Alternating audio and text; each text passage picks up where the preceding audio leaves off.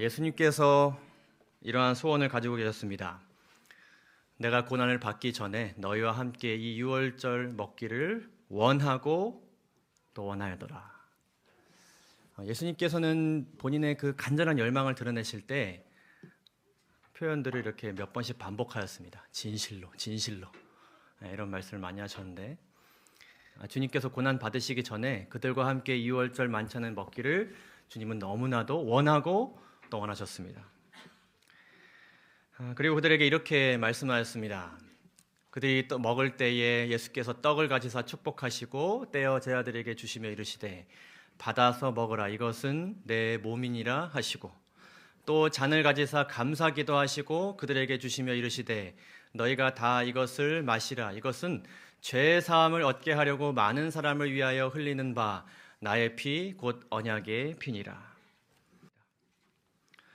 우리가 이 성만찬과 세종예식과 관련된 여러 말씀들을 보면은 주님께서 주신 부서진 빵과 그리고 잔 속에는 이러한 것들이 담겨져 있음을 우리가 알게 됩니다. 그리스도의 그 한량없는 우리가 우리의 언어로 표현할 수 없는 그 큰 사랑과 희생이 담겨져 있고 거기에는 우리를 살리는 생명의 말씀이 담겨져 있고 용서의 은혜가 담겨져 있고 구원의 은혜가 담겨져 있고 그 빛이 담겨져 있고 하나님께서만 주실 수 있는 평안의 열매가 담겨져 있고 환난 가운데 주어질 위로와 힘 그리고 남은 자손의 사명 그리고 궁극적으로 재림의 소망, 영생에 대한 소망이 담겨져 있습니다. 우리가 영원히 기념해야 할 그리스도 그 자체가 다 담겨져 있는 것이고 그것을 주님께서 이들에게 주고자 하셨습니다. 이것을 나누는 분위기가 어땠을까요? 방금 살펴본 그 영상처럼 조용하고 엄숙한 가운데 예수님께서 떡을 떼시고 잔을 나누시는 모습을 상상할 수 있겠습니다. 그 자체에 어떤 배경음악은 없겠지만 오르간이 흘러나오고 성스러운 음악이 이렇게 흘러나오면서 예수님께서 떡을 나누시고 또 잔을 나누시는 그런 모습이 상상되죠. 그 모습을 그린 아주 유명한 예술 작품이죠. 레오나르도 다빈치가 그린 최후의 만찬이라는 작품입니다. 아마 이 장면을 그린 여러 작품들 중에 가장 유명한 작품일 것입니다. 근데 우리가 이 작품을 자세히 들여다보면 이 분위기가 심상치 않습니다. 서로 속삭이는 사람들이 있고요. 예수님께 뭔가 이렇게 손가락을 주면서 막 설명하는 사람도 있고요. 그리고 자신들끼리 뭔가를 가지고 격하게 이야기하고 혹은 논쟁하고 있는 듯한 모습들이 보입니다. 이 만찬의 분위기는 생각보다 굉장히 좀 어수선하고 시끌시끌해 보입니다. 예수님 중앙에서 침묵을 지키시면서 뭔가 고뇌하시는 그런 모습이 또 보이고요. 이 만찬에 예수님께서 던지신 화두가 하나가 있었습니다. 그것으로 인하여서 예수님은 고통 가운데 계셨고 제자들은 혼란 가운데 있었습니다. 그것은 바로 이런 것이었습니다. 그러나 보라 나를 파는 자의 손이 나와 함께 상 위에 있도다. 근데 그 사람이 누군지 알아요, 몰라요? 제자들은 아직 몰라요. 그래서 그들은 너냐? 넌 것 같아? 난 아니야? 난 절대 아니야? 이렇게 말하면서 처음에는 서로의 가진 정보를 주고받다가 점점 거기에 감정과 감정이 쌓이고 그동안 쌓여왔던 여러 가지 서로에 대한 그러한 오해와 선입견과 감정이 대폭발하면서 그 마지막 예수님께서 고난받기 전 가장 영광스럽고 성스럽고 거룩해야 할 그 순간 그들은 무엇했어요? 싸웠습니다. 근데 여기 보면 또 그들 사이에 누가 크냐 하는 다툼이 난지라. 그러니까 이 싸움이 처음 벌어진 거예요? 아니에요. 수도 없이 벌어진 싸움이 지금만큼은 벌어지지 말아야 되는데 그 장면에서조차 그들은 싸운 것입니다. 서로를 의심하고 서로를 비난하면서 그들은 싸웠습니다. 이 시록을 보면 예수님의 심정이 어땠을지 우리가 상상해 볼 수 있습니다. 제자들이 다락방에 들어갔을 때에 그들의 마음은 이미 무엇으로 가득 찼어요? 적개심으로 가득 찼다. 잔치가 있을 때에는 종이 손님들의 발을 씻기는 것이 관례로 되어 있었으며 이때는 그 일을 할 수 있도록 준비가 되어 있었다. 물 항아리와 대야와 수건이 그곳에 있어 발 씻길 준비가 다 되어 있었어요. 그러나 누가 없었냐면 종이 그곳에 없었어요. 제자들이 이 일을 해야만 하였습니다. 최소한 서로에 대해서 못할지라도 누구 발은 씻기려고 했었어야 돼요. 예수님 발은 씻겼어야 되죠. 제자들은 모두 자존심이 상할 그 종의 일을 하지 않기로 결심하였다. 서로 봉사하려고 움직이는 자는 단 한 사람도 없었다. 예수님께서 여러 번 예고하신 그 십자가 고난을 앞두고 이렇게 어수선할 수 있었을까? 마음과 마음이 이렇게 모아지지 않고 심지어 예수님을 죽이고자 결심한 이가 섞여 있는 식사. 너무나도 서로에게 불편한 식사였습니다. 누군가는 앉아야 했던 이 자리. 뭘 먹었기나 했겠습니까? 여러분, 불편한 식사 자리를 가지신 적 있으십니까?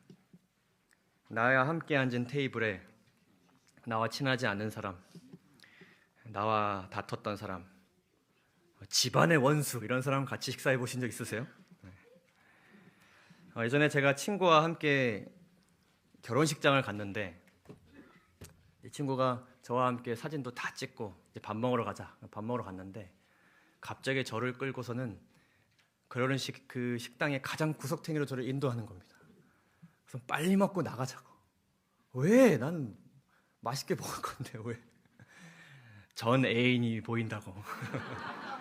빨리 먹고 가자고.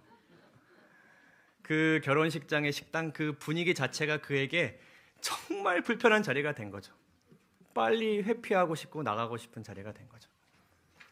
그곳은 우리의 지인을 온전히 축하해 주기 위해서, 그리고 결혼식 마치고 올라오는 그 신랑 신부를 맞이해서 정말 축하한다고 얘기해 주고 싶어서 끝까지 기다렸다가 밥 먹으러 간 자리였는데 그거가 뭐예요? 빨리 집에 가고 싶은 거죠. 그런 자리에서 정성껏 마련된 식사와 그 식사에 담겨진 의미와 그 자리를 마련한 사람에게 집중하기란 쉽지 않을 것입니다. 그러한 가운데서 예수님은 무엇을 할 수 있으셨고 무엇을 하셔야 하셨을까요? 주님의 선택은 내가 그들의 발을 씻기는 것이었습니다. 이 땅을 창조하신 우주의 통치자께서 인간이 베풀어야 할 그것, 그리고 인간 누군가가 반드시 해야 할 그것을, 심지어는 인간 가운데서 가장 낮은 종들이 해야 될 그것을 주님이 하셨습니다. 그리고 십자가 고난을 받으시기 전 자신의 몸과 마음 모두를 그들에게 드려주셨습니다. 이 시간 동안 주님께서 자신을 주신 두 대상이 있습니다. 첫째는 누구였냐면 그분을 배반하기로 선택한 사람이었습니다. 12 중에 하나인 가룟인이라 부르는 유다에게 사탄이 들어가니 이에 유다가 대제사장들과 성전 경비대장들에게 가서 예수를 넘겨줄 방도를 의논하매 그들이 기뻐하여 돈을 주기로 언약하는지라. 예수님과 피로 마음으로 언약해야 됐던 그가 돈을 받고 사탄의 마음에 이끌려서 제사장들과 언약을 맺습니다. 이 마귀가 벌써 시몬의 아들 가룟 유다의 마음에 예수를 팔려는 생각을 넣었더라. 시대의 소망 76장을 보시게 되면 가룟 유다에 대해서 이렇게 설명합니다. 첫째는 이 사람은 물질에 대한 강한 애착을 가진 사람이었다고 해요. 돈을 굉장히 좋아했습니다. 이 사람은 굉장히 이와 관련돼서 눈이 밝은 사람이었어요. 두 번째로는 이 사람은 인정 욕구가 강하고 세속적인 야망이 큰 사람이었어요. 그래서 예수님을 통해서 이루고 싶은 야망이 있었는데 예수님께서 계속 이 세속적 유익보다 영적 유익을 제공하는 것에 집중하는 것을 보면서 그는 답답했어요. 자꾸 평안, 화평, 만족 이런 걸 얘기하시는 거예요. 삶이 확 달라지고, 그렇죠? 정복되어야 될 대상들이 내 나라에서 쫓겨나고 이런 것을 얘기하셔야 되는데 그런 걸 얘기하시니까 이 사람은 답답했어요. 셋째로는 이 사람은 자신의 자질은 높게 평가했고 동료의 능력은 열등하게 판단하는 사람이라고 설명하세요. 실제로 유다는 제자들에게 몹시 존경을 받고 있었을 뿐만 아니라 그들에게 상당한 영향력을 끼치고 있었다라고 말합니다. 그리고 유다는 자기는 실패를 모르는 유능한 사람이라고 생각했다. 그래서 이 공동체가 지금 누구 때문에 돌아가고 있다고 생각했냐면 자신 때문에 돌아가고 있다고 생각했어요. 이 공동체의 짐을 잘 가지고 있다고 생각했고 내가 없으면 이 공동체가 어디로 튈지 모르는 불안정한 공동체라고 생각했어요.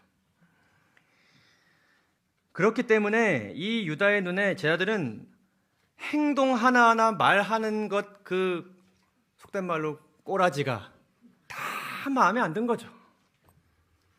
아유, 저 어부 출신, 내가 그렇게 학교 다니고 학위 딸 때 저 바다에서 일한 저 어부 출신, 세상 물정 모르고 교회 실정 모르고 예수님 뭘 하려는지도 모르고 저런 말들을 하고 있나라고 답답하게 보았어요.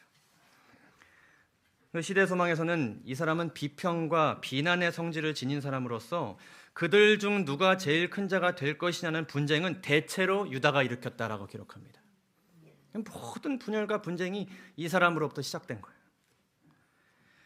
그리고 그 사람은 유다는 겉으로는 주님께 복종했어요.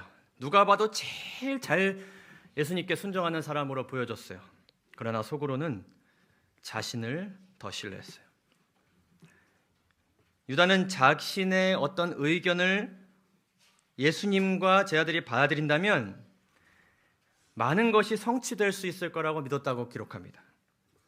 내가 생각하는 것을 받아들일 때에 예수님께서 더 잘 사역에 임하실 수 있고 그분의 사명을 이루실 수 있다고 생각했어요.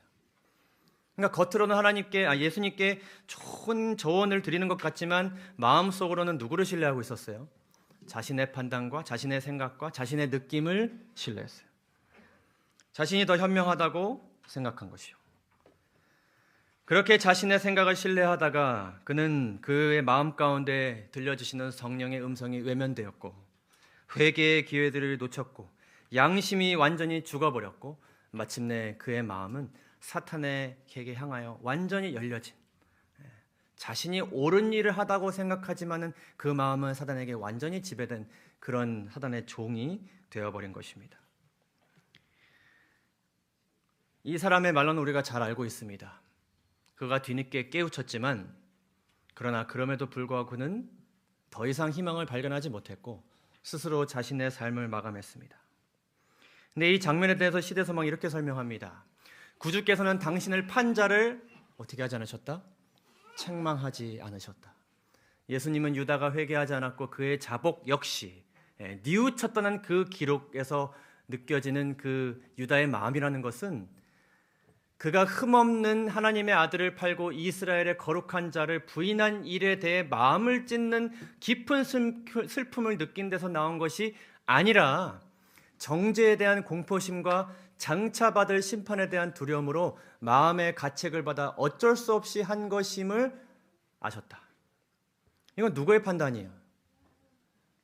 내가 정죄받을 것이고 공포 가운데서 심판을 받을 것이라고 생각한 건 누구의 생각이에요? 본인의 생각이죠. 내가 그럴 운명에 처할 것이라는 것은 본인의 생각이죠. 본인이 스스로에 대해서 무엇을 내린 겁니까? 심판을 내린 것이죠. 그렇게 했을 때 그들에게는 희망이 없어졌습니다. 더 이상 살아갈 이유가 없었던 것이죠. 그러나 그런 그를 바라볼 때도 예수님께서는 정죄의 말씀을 하지 않으셨다. 그분은 측은한 마음으로 유다를 바라보시면서 내가 이때를 위하여 세상에 왔노라고 말씀하셨다. 주님께서는 그런 그가 배반하기로 선택했을 때에도 그리고 자신의 계획을 이루고 난 뒤에도 그분은 여전히 죄인을 향한 사랑으로 그 마음으로 그 정신으로 사랑의 방식으로 이전처럼 그분 자신을 이전에도 그렇고 지금도 그렇고 그분 자신을 유다에게 주셨습니다. 그러나 안타깝게도 유다는 여전히 자신의 생각을 쥐고 있었어요. 자신을 쥐고 있었어요.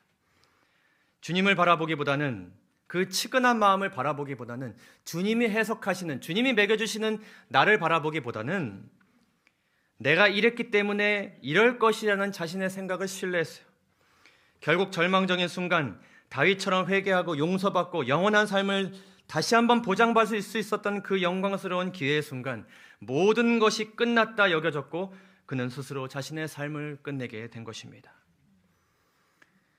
지금 이 순간 나는 여전히 사탄과 나 자신이 만든 죄된 생각과 판단 그리고 감정과 욕구들을 계속 쥐고 있지 않습니까? 이것 때문에 주님은 이것으로부터 우리를 구하시기 위해 이제 곧 고난을 받으실 것이고 그리고 우리는 그것이 그렇게 내 죄가 그분의 고난을 이끌을 것이라는 것을 알면도 불구하고 우리는 여전히 지금 이 순간 주님께 집중하지 못하고 여전히 마음 가운데 쥐고 있는 무언가가 있으십니까? 죄가 만든 무언가가 있으십니까? 부정적인 무언가가 있으십니까? 오늘 이 시간 주님을 배반하기로 선택한 나에게 여전히 배반하기로 선택하고자 하는 여전히 그것을 놓지 못하고 쥐고 있는 나에게 여전히 그분 자신을 주시는 그분의 은혜 앞에 그 모든 것들이 내려놓아지는 기적이 있게 되기를 간절히 바랍니다. 그럼에도 불구하고 쥐고 있다 하여서 만찬에서 제외되는 것이 아니라 그렇기 때문에 오히려 오늘의 만찬을 준비해 주셨습니다. 나를 계속 붙잡는 길은 파멸의 길입니다. 희망이 없고 절망적인 길입니다. 주님을 붙잡는 길은 다음이 있는 길입니다. 희망이 있는 길입니다. 영원히 있는 길입니다. 여러분 이 시간 그 길을 다시 한번 붙잡게 되시기를 간절히 소망합니다. 주님께서 자신을 주신 또 다른 대상이 있습니다. 그 대상은 자신이 주님을 배반하지 않을 것이라 자신한 사람이었어요. 나는 그렇게까지는 안 할 거라고 생각하는 사람이죠. 예수님께서 말씀하셨습니다. 시몬아 시몬아 보라 사탄이 너희를 밀가부르듯 하려고 요구했으나 너를 완전히 공개하여서 너를 완전히 무너뜨리고자 하였으나 내가 너를 위하여 너의 믿음이 떨어지지 않기를 어떻게 하였어요? 기도하였어요. 주님의 기도 제목이었어요. 베드로의 믿음이 떨어지지 않도록 도와주십시오. 예수님의 간구였어요. 너는 돌이킨 후에 내 형제를 굳게 하라. 그가 말하되 주여 내가 주와 함께 오게도 죽는 데에도 가기를 각오하였나이다. 예수님께서 말씀하셨어요. 너가 돌이킨 후에 이렇게 하라고요. 그러니까 너도 뭐 할 일이 있다는 거예요. 뭔가에서 돌이킬 일이 있을 거라는 거죠. 그런데 베드로가 이야기한 겁니다. 나는 그러지 않을 겁니다. 나는 그러지 않을 겁니다. 나는 주님을 너무나도 사랑하기 때문이에요. 주님께 충성하였다고 결심하였기 때문이에요. 주님 앞에 늘 나아오기 때문이에요. 주님 가장 가까운 곁에 늘 머무는 사람이기 때문이에요. 그러나 예수님께서 말씀하셨어요. 내가 나를 모른다고 3번 부인하리라.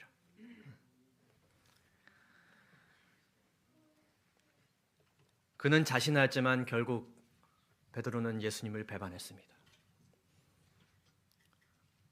그렇게 안 하기로 결심하였지만 그분을 배반하기로 의도하지 않았지만 시험이 오게 되었을 때 그는 넘어지게 되었습니다.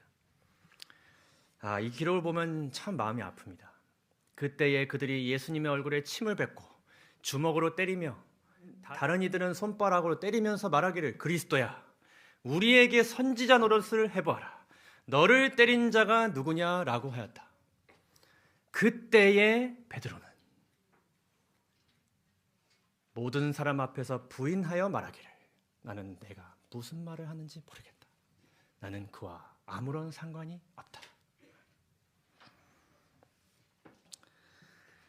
이 베드로는 악을 계획하지는 않지만 언제든 넘어질 수 있는 연약한 사람이에요. 주님에 대한 진심은 있지만 자신에 대해 너무나도 잘 모르는 사람이에요. 내가 계속 교회에 출석하기 때문에 지금 말씀을 듣고 있기 때문에 매일매일 기도하고 전진하고 있기 때문에 그러나 그 마음속에 새겨져 있는 죄된 본성이라는 것이 무엇인지를 방심하는 그런 사람이에요. 결심은 강해요. 마음에 우러나오는 결심들이 매일매일 솟구쳐요. 그러나 실전을 마주하면 금세 흔들리는 사람이죠. 우리가 들은 대로 행하면 얼마나 좋겠습니까? 바로바로 적용하면 얼마나 좋겠습니까? 우리도 저희 소그룹에서 방금 토의했는데 누군가가 나에게 뭔가 탁 공격을 했을 때 어때요? 유순한 대답이 나오나요?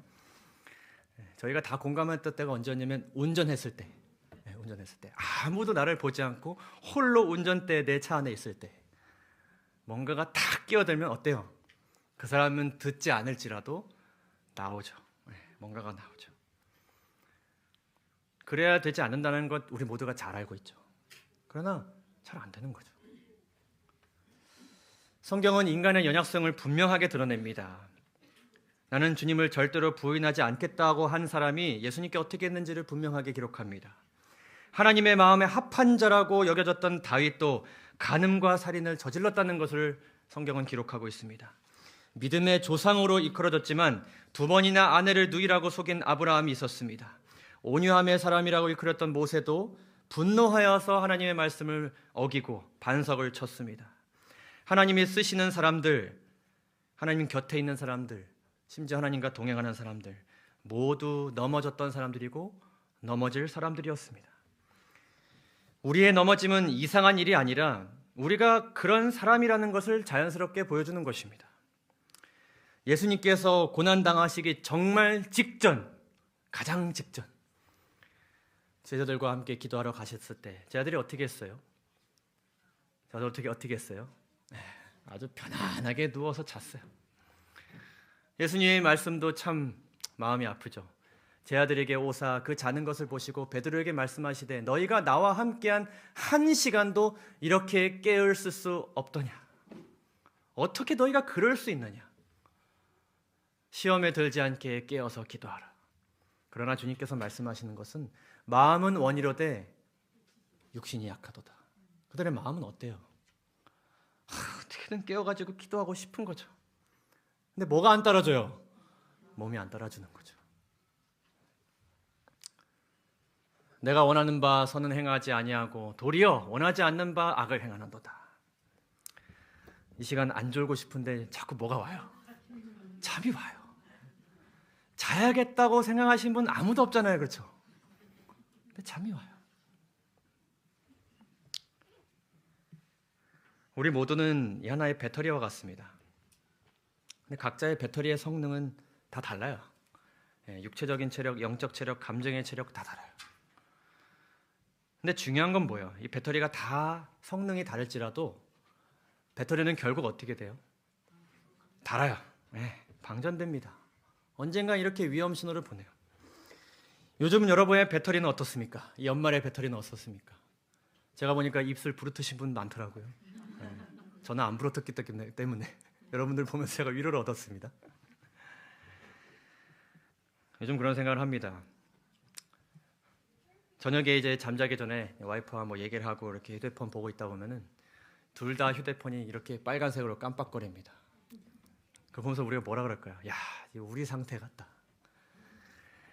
근데 아침에 일어나서 충전기에 그 휴대폰을 딱 꽂고 아침에 잘 자고 일어나면 휴대폰은 몇 %가 돼 있어요? 100%가 돼 있어요. 근데 나는 왜 100%가 안 돼 있을까요? 나는 왜 여전히 빨간불일까요? 결국 우리의 배터리는 반드시 닳는다는 것입니다. 근데 우리가 기억해야 될 것은 휴대폰의 배터리가 다 되었으면 그 휴대폰은 이제 쓸모가 없는 것입니까? 버려져야 될 것입니까? 그 빨간색이 우리에게 얘기해 주는 것은 무엇입니까? 우리에게 무엇이 필요하다? 충전이 필요하다는 것이죠. 아무도 서로 충전해 줄 수 없는 그것, 아무도 채워줄 수 없기 때문에 주님은 그분이 직접 나서서서 종의 모습으로 우리에게 충전기를 꽂으신 겁니다. 주님께서는 그러한 연약성을 아셨고 그것을 이해하셨습니다. 그래서 그분께서 직접 우리의 더러워진 발과 마음과 굳어버린 그 심령을 충전시키고자 하신 것입니다. 베드로가 이르되 내 발을 절대로 씻지 못하시리이다. 예수께서 대답하시되 내가 너를 씻어주지 아니하면 내가 나와 상관이 없느니라. 충분히 씻긴 받았기 때문에 이제는 제가 이 정도는 할 수 있습니다라고 얘기했어요. 그러나 예수님께서 말씀하시기를 나만이 너를 깨끗게 해줄 수 있어라고 말씀하신 것이죠. 나만이 너를 충전시켜 줄 수 있어. 나만이 너를 일으켜 세울 수 있어. 나만이 너를 끝까지 용서하고 사랑할 거야. 너를 살릴 수 있는 길이라면 그 길이 종의 길이든 갈바리의 길이든 나는 그곳으로 기꺼이 갈 거야. 그것이 주님의 무릎 꿇으심이었습니다. 주님은 곧 배반할 유다에게도 곧 넘어질 베드로와 제자들에게도 그분 자신을 주셨습니다. 오히려 그런 자들이기 때문에 그분을 주셨습니다. 우리는 어떠합니까? 이 두 부류 중 어느 하나 해당되지 않는 사람은 이곳에 아무도 없습니다. 우리 다 지금도 뭔가를 쥐고 있고, 어쩌면 우리는 이 만찬이 끝나고서도 쥐고 있는 무언가가 있을 수 있어요. 그리고 이 만찬이 끝나고 우리가 정말 새로워짐을 경험하고 다시는 그러지 않겠다고 결심할지라도 우리는 또 누구를 배반할 수 있어요? 주님을 배반할 수 있어요. 오늘 이 시간 배반이라는 죄악을 여전히 움켜쥐고 있고 금세 죄에 넘어질 사람들인 우리 모두를 위해 주님은 이 만찬을 준비해 주셨습니다. 그분 자신을 준비해 주셨습니다. 우리가 그런 사람들이기 때문에, 자격이 없기 때문에, 지금까지 그러해 왔고 앞으로도 그럴 것이기 때문에 주님은 그 자신을 이렇게 우리에게 준비해 주신 것입니다. 그리고 우리에게 말씀하십니다. 나에게 잘 왔다. 나에게로 다시 왔으니 이제는 나 다시는 떠나지 말라. 혹 나를 팔지라도, 나도 모르게 나를 부인할지라도 다시 나를 찾아오라. 나는 그때도 너의 발을 씻겨줄 것이고 그때도 나의 몸과 피를 너에게 줄 것이니 나를 떠나지 말고 나에게 오라고 오늘 우리에게 말씀해 주고 계십니다.